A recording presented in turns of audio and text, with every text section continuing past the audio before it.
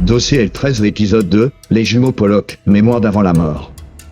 Inspiré de faits réels sur la réincarnation supposée de deux jumelles en Angleterre dans les années 50. Bienvenue sur Lucien et Rébus, la chaîne où l'étrange ne demande pas la permission pour entrer. Ce soir, une histoire qui trouble la frontière entre la vie et ce qu'il y a après. Bienvenue dans le dossier L13. Exham, Angleterre. 1957. Joanna et Jacqueline Pollock, deux sœurs de 11 et 6 ans, sont fauchées par une voiture en plein jour. Le choc laisse les parents brisés. Mais la vie continue. Un an plus tard, la mère accouche à nouveau. Des jumelles. Gillian et Jennifer. Mais très vite, des détails troublent les parents.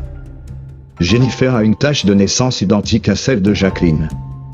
Et lorsqu'elles apprennent à parler, les jumelles nomment des jouets qu'elles n'ont jamais vus. Décrivent la maison de leur grand-mère, qu'elles n'ont jamais visitée. Et surtout, elles ont peur des voitures, hurlant parfois en disant « La voiture va nous attraper ». Le père, John, est persuadé que ses filles sont revenues. Il commence à noter les moindres coïncidences. Le cas attire l'attention d'un psychologue réputé, le Dr Ian Stevenson. Un homme sérieux, sceptique, qui repart convaincu que quelque chose dépasse la science. À l'adolescence, les souvenirs s'effacent. Les jumelles n'ont aucune mémoire de leur passé, ou du drame. Fin de l'histoire? Pas tout à fait.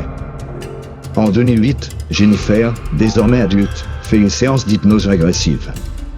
Elle entre en transe. Et dit des choses que seule Jacqueline aurait pu savoir.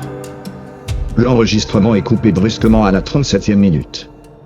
Mais un extrait circule, en ligne, sous forme cryptée. Une phrase. Murmurée. Avec une voix d'enfant, et une autre superposée. Plus grave. Je suis revenu. Mais ce n'est plus moi. Certains y voient une preuve de la réincarnation. D'autres, le signe qu'une conscience peut voyager, mais ne pas revenir seule. Le mystère des jumelles Pollock reste non résolu. Mais une chose est sûre, certaines mémoires refusent d'être effacées. Le dossier L13 se referme. Mais dans certains berceaux, ce ne sont pas toujours des enfants qui s'éveillent. C'était Lucien et Rébus. À bientôt, dans les souvenirs qui n'étaient pas les vôtres.